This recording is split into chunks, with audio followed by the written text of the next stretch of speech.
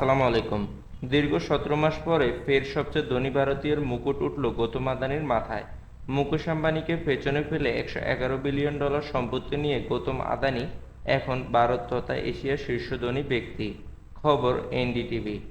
Bloomberg billionaires ইন্ডেক্সের তথ্য অনুযায়ী গত 24 ঘন্টায় বিপুল পরিমাণে সম্পত্তি বাড়ায় ধনীর তালিকায় শীর্ষে উঠে এসেছেন আদানি।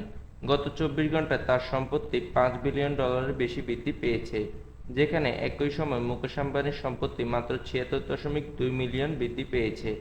এই বিপুল পরিমাণ সম্পত্তি বৃদ্ধির জেরেই নিজের আসন পাকা করেছেন আদানি।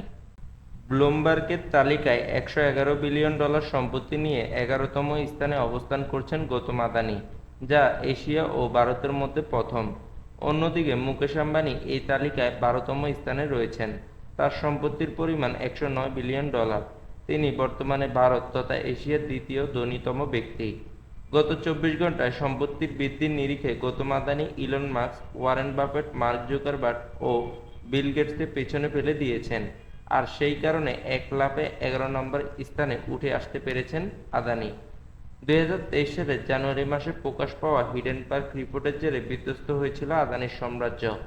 বিশ্ব ধনী তালিকার 4র্থ স্থান থেকে সরাসরি 30 নম্বরে ছিটকে গিয়েছিলেন এই ধনকুব।